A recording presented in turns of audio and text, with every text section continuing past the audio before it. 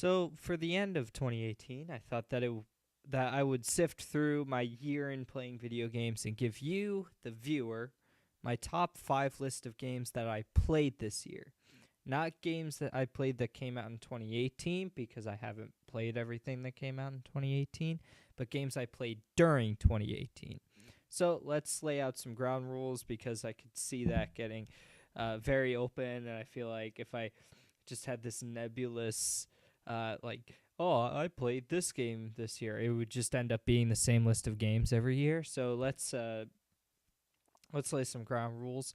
So I must have played it for the first time in 2018, or it must have been a long enough time since I played the game that I only have a vague memory of it. So if I were to do a review of Custom Robo, right, or if I were to put that on my list, it would be because I played it in 2019 when this game is coming out, or when this video is coming out, and it would be that I played it for the first time in however long it was. So it's really a fresh opinion on the game, and then I must have played enough of it to have a good opinion. So no 10-hour long games that I only played an hour of, no 20-hour games that I only played 2 hours of.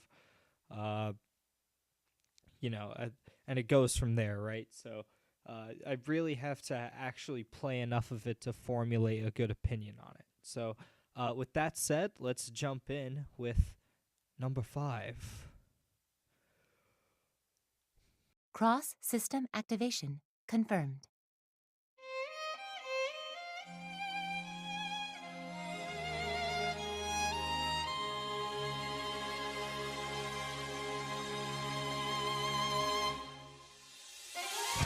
BlazBlue Cross Tag Battle was, in a way, made for me, right? It's an anime crossover 2v2 fighting game with characters from RWBY, the Rooster Teeth series, which, if you know me, then you know I'm gonna like it. Well, it's not my favorite fighting game released this year. It's a game with a lot of charm. The character interactions are really charming. The online functionality is surprisingly good. The music is a lot of fun, and I find the roster to be pretty satisfying as someone who's only mildly invested in all of these series. So, yeah, I highly recommend BlazBlue Cross Tag Battle, especially for any newbie fighting game players. So, let's move on to number 4.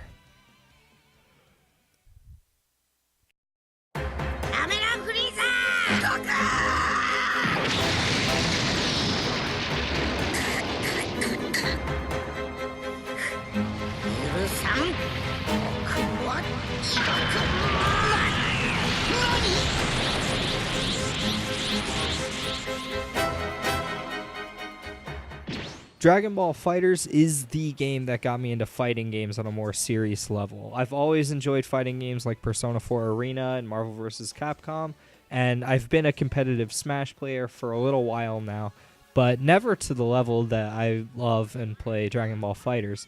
At first I was here for the Dragon Ball game, and I still am, but now I'm staying for the fun of the action and the combo system. I find myself in a character crisis all the time, but I always find myself coming back to Android 18, Gohan, and Goku Black. The sign of a great fighting game to me is how fun it is to just go into training mode and lab out different combos, which I still do to this day and will continue to do into 2019 and beyond. So, with that said, number 3.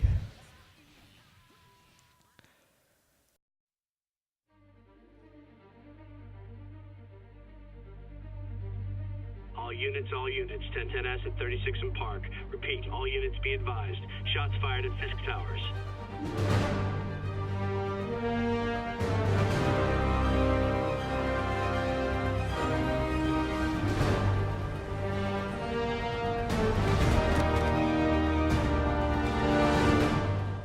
What can I say? I love this game. Spider-Man has one of my favorite traversal systems in all of video games. The web slinging feels really natural once you get the hang of it, and after It's all about optimizing the movement to make you feel as cool as possible as you swing through the air as Spider-Man. The story is absolutely terrific, with Yuri Lowenthal taking Peter Parker and bringing him to life in a way that I think none of the other actors portraying him do.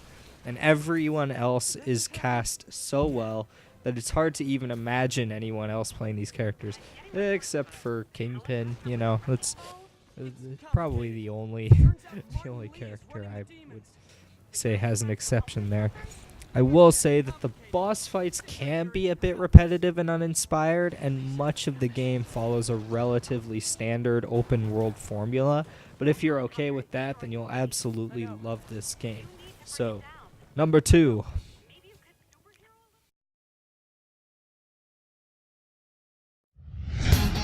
You are truly as he anticipated. This is truly an unjust game.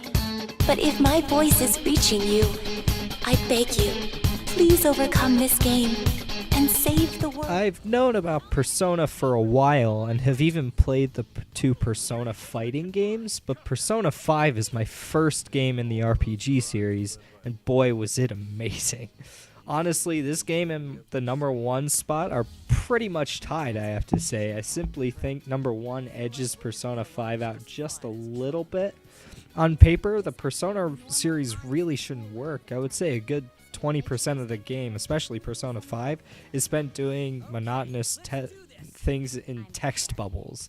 30% is doing monotonous things in the overworld, like laundry, going on dates, eating food, reading books, studying, working a part-time job, etc. And the other 50% being an actual RPG with encounters and a really clean battle system.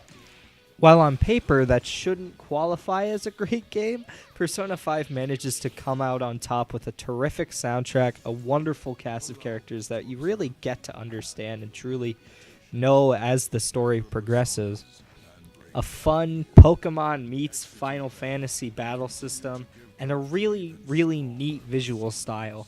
My one negative to the game is that I found some of the dungeon layouts and enemy placements to be a little cheap, especially when I'm trying to escape and go out to live my life another day and regain my health. I thought the enemies could be a bit intrusive when it came to that. But otherwise, the game is absolutely terrific. One of the best RPGs I've played in a while. Definitely the best JRPG I've played in a while. And it is an excellent 80-hour playthrough, and I would highly recommend it to anybody who's looking for a good RPG to spend their time with. So with that said, let's go on to number 1. Everything that lives is designed to end. We are perpetually trapped in a never-ending spiral of life and death. So where to start? I'll come out and say the soundtrack is really good, but that's barely the highlight of this game in my eyes, which is going to be surprising to people who have played it. It's more like the icing on the cake, not the actual cake. Let's start with the actual gameplay. Yes, in some instances, the game takes you through auto-scroller segments that are too long and a bit unsatisfying, but the rest of the game is a lot of fun to play. The action segments feel really good. Attacking in this game really has some weight to it, and with the variety of weapons, it's a lot of fun to see what works and what doesn't in certain situations. Though you can get through the entire game using a small sword on light attack and anything else on heavy if you so choose. I personally love the engine blade and virtuous spear that the game gives you as a combination, and then having 2 small swords. That's actually a lot of fun. The visuals aren't the most impressive thing I've ever seen, but the art style really lends to this post-apocalyptic setting, and some of the areas in the game are masterfully designed. The game's story is absolutely terrific, though you have to go in prepared to cry. I'll give you that warning. Just make sure you don't quit the first time the credits roll, otherwise you'll find yourself sort of lacking in an experience, right? Like there are a bunch of side quests to do before the first time the credits roll, but you definitely want to boot up that save file the second time.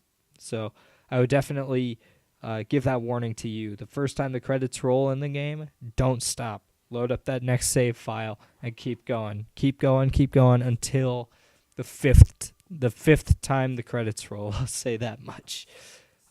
So yeah, that's my list. Happy New Year, everyone, and I'll be back next week I'm just starting to think about these being an every other week thing, actually. So we'll see about that. So yeah, catch the Catacast on iTunes, Spotify, Google Play. We're on YouTube, Podbean. I think that's it. So yeah, thanks for watching.